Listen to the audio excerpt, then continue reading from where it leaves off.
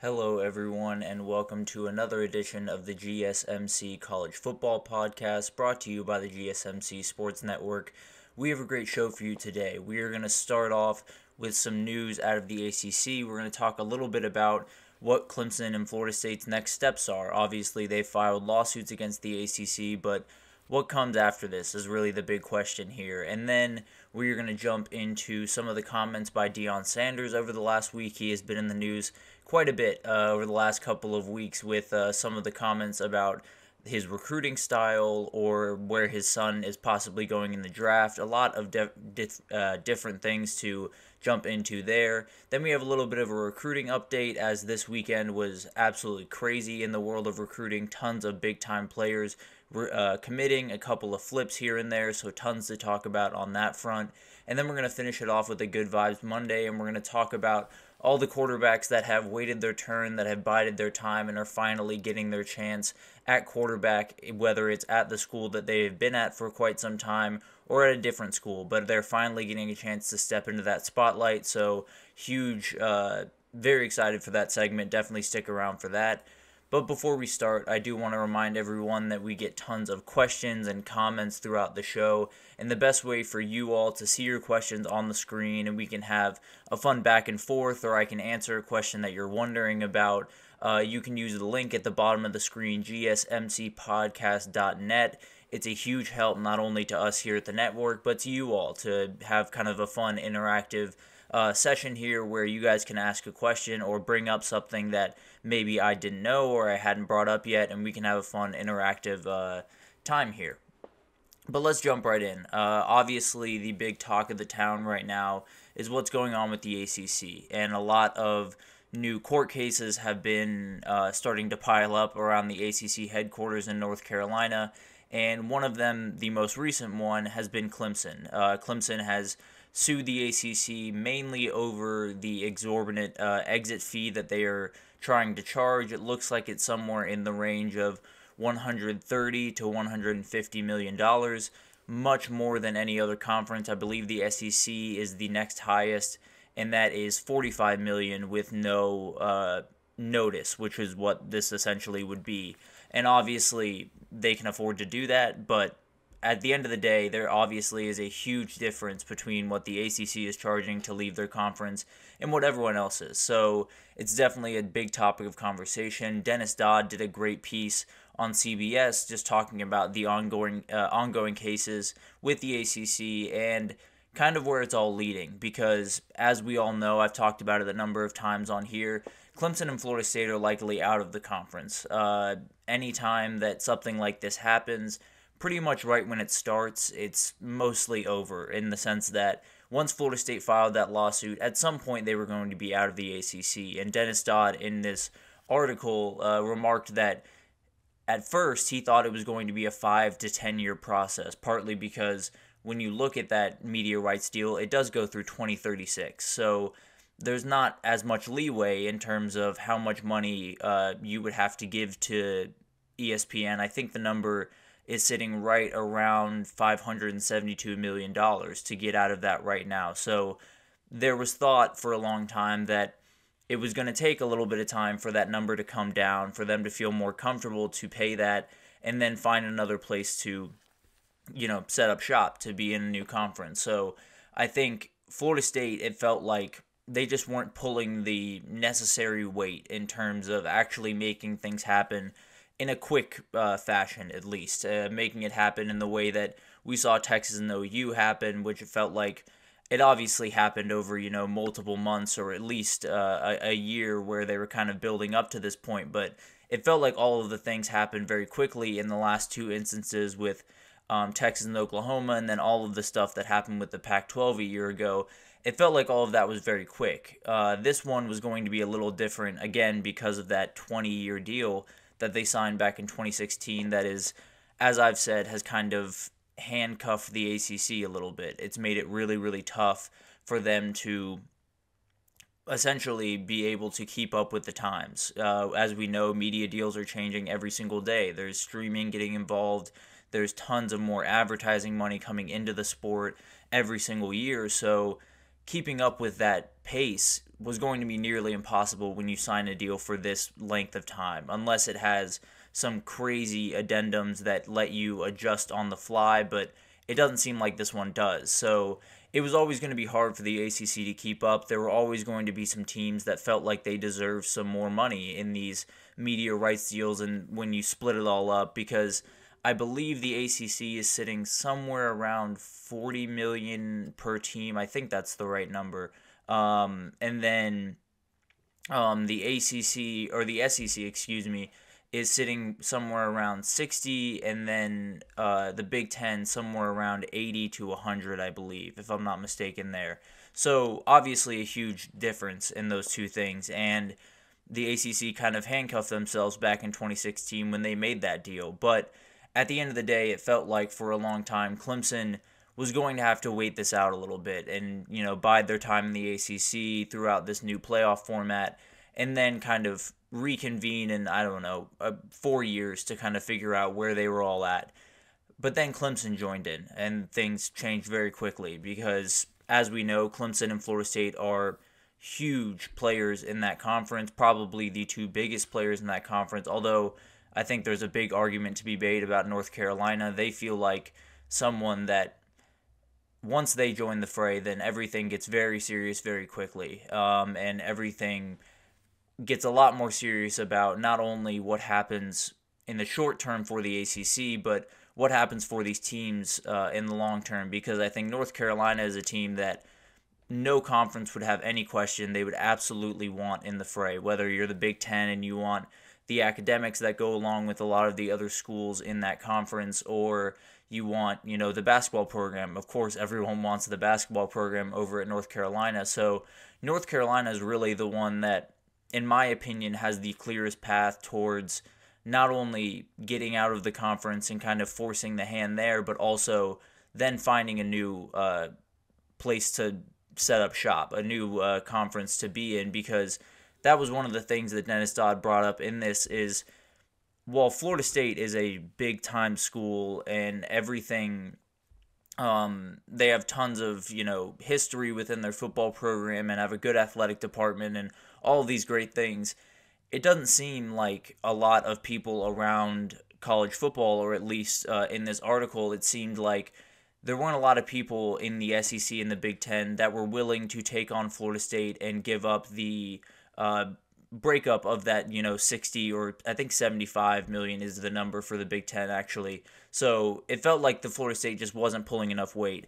Now Clemson jumps into the fray and things get a little bit different, obviously. So the question is, what is kind of the plan after all of this? Because we know they're out of the conference. We know that likely all of this comes to a head where they can find a meeting ground somewhere in the middle where it's still going to be a big chunk of change. There's no doubt about that. But at the end of the day, you get to move on. You get to do what you wanted to do and find a new place to be in, a new place to set up shop. But these two teams can't do any of that until they're out of the ACC. There is a clause in the ACC contract where no school can negotiate with another conference before they jump into another one, or before they leave the ACC, excuse me. So they essentially have to be fully out of the ACC before negotiations can start with a SEC or a Big Ten or maybe even a Big 12 in this scenario. So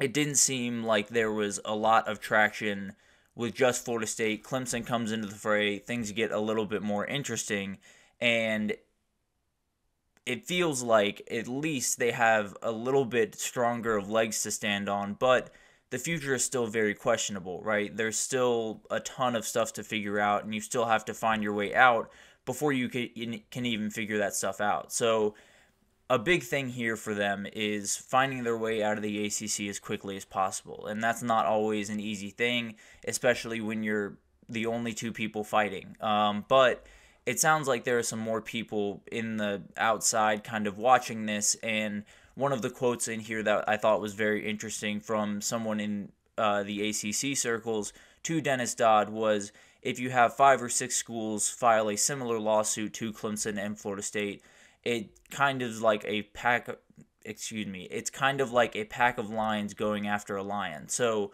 right now, you got two of them. That's great. That's all well and good. But at the end of the day, not going to do a lot to a lion with two hyenas. If you get North Carolina, if you get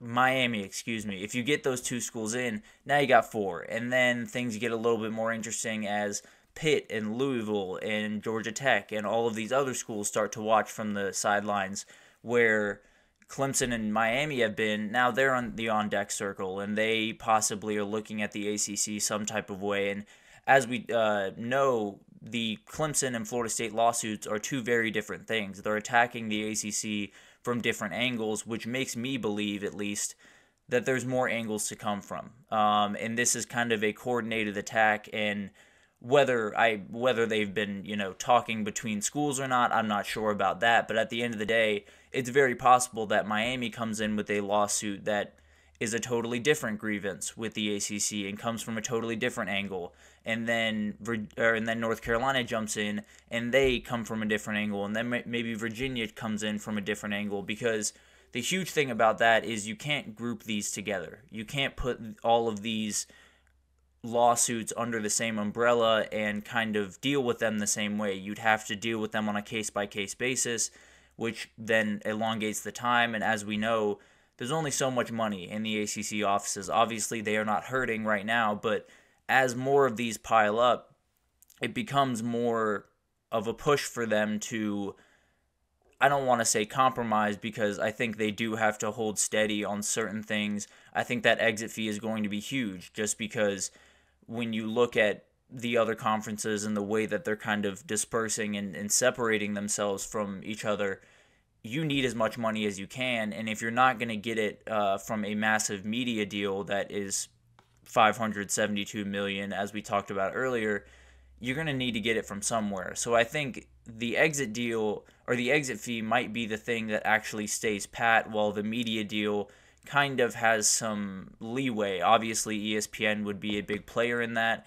and they're kind of the biggest player in all of this. They're the person watching over all of this, knowing that they essentially pull the strings at any given moment in these conversations, because they can change up this at any point they want. So it's all very interesting. There's a ton of different things going into play, and one of the big things that Dennis Dodd broke down in this piece was when TV deals became a part of college football, when they were first introduced, I believe in the 80s, or the 70s maybe, if I'm not mistaken. SEC, Big Ten, and Notre Dame were the big winners from that conversation, and it's only really grown. I think those three entities are set up remarkably well. Obviously, Notre Dame has the extra caveat of being independent, so they don't get as big of a cut initially in the playoff, but if they make it, then they get, a cut near what the SEC and the Big Ten schools making. I believe the SEC and the Big Ten is somewhere around $21 million per school. Notre Dame sitting, I think, around $18 million if they do make the playoff. If they don't, I think it's $6 million. So obviously a huge difference there, but Notre Dame is still firmly a part of the conversation, especially if they continue the level of football that they've been playing over the last decade, because there's very few years where they're outside the top 12 teams in the country. So a lot of goes into this. There's going to be a lot of conversations behind the scenes about, are these guys viable? Do we want them in the conference? And one of the things that's going very, very in the Florida State and Clemson direction of finding a new place to play is one of the big things about college football. I think we can all agree one of the great things about it is the rivalries and the atmosphere around them. And if you go down the list of the biggest rivalries in college football, it used to be that they were a little bit spread out. It used to be, you had Texas and OU in the Big 12, you had Georgia, Florida in the SEC, you had Ohio State, Michigan in the Big 10. You had some big ones all over the place. It's kind of consolidated. Obviously, Texas and OU going to the SEC plays a huge factor. You also bring back Texas A&M. You add Oklahoma, Missouri, which I think is going to be a huge one going forward. And the SEC and the Big Ten essentially own a huge amount of the rivalries in the sport, which essentially means you own a huge amount of this sport. That's just kind of how the sport works. Everyone loves rivalry week. Everyone understands what those games mean, and they carry a lot of weight. And the SEC and the Big Ten, only one of those games, I think it was the top 10, 11 of the top, or 10 of the top 11, excuse me, non-playoff or bowl games that were watched were SEC or Big Ten rivalry games, including Texas and Oklahoma as they are going into the SEC this upcoming year. The only one that wasn't was Colorado State, which, as we remember, was a remarkable game that was absolutely off the walls, and it's Deion Sanders early in that season where pretty much everyone was watching. So it totally makes sense that they were the one that kind of thwarted all that, but at the end of the day, the SEC and the Big Ten have a big-time hold on rivalries, but one of the things they don't have is Florida State, Miami. They don't have, they don't have Clemson, South Carolina. They'd love to have a full grasp on that. There's tons of others. I mean, Miami, Florida, Florida State, Florida. Like, there's certain ones that you'd like fully under your umbrella if you can pull it off, and Clemson and Florida State are a big part of both of those conversations. So it'll be really interesting to see if that plays any part, if they can kind of flex their muscles on that front, because as we know with Florida State, if Florida State, Miami, and Florida for some reason are in the same roof at the AC or the SEC, although I think Florida State will likely make their way to the Big Ten if they were to get out of the ACC. If you were able to get all those guys in one conference, you have 3 weeks or 3 games at least of the season that are going to be must watch for most of the people in Florida. Everyone loves those games. Everyone has so much riding on those games. 90% of the people in Florida are fans of one of those teams, so it would hold so much weight, and it'll be really interesting to see what happens there. Clemson and Florida State kind of are on a little bit of tough footing with the Big Ten because they are not an AAU school, which essentially just means schools that reach a certain level of academics and research are awarded with an AAU role, and the Big Ten has tons of them. Essentially, every single school in the conference is an AAU school. Nebraska was an AAU school when they added them, and then they lost it a year later, and the Big Ten was not too happy about that. So Clemson and Florida State are not AAU schools. That could hurt them in those discussions, but Nebraska's already in there. It might be a little bit more lenient than some people are suggesting. But overarching on all of this is Clemson and Florida State need reinforcements. They're not going to get this done by themselves. Obviously, Clemson coming into the fray really helped Florida State, but they're going to need North Carolina. They're going to need Miami, and then we'll see what happens down the road. But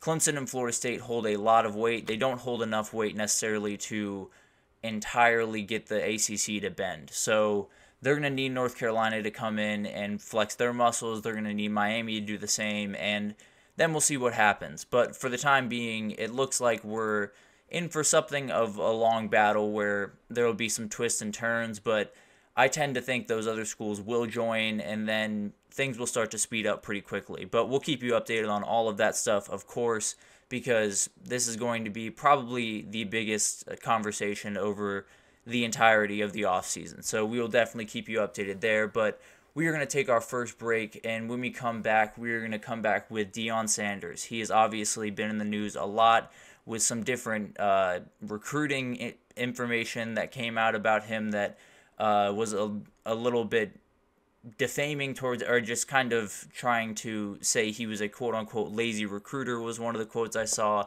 Some comments on Shedeur Sanders and Travis Hunter in the NFL draft. So plenty to talk about with Deion as always, but we will get to that right after this.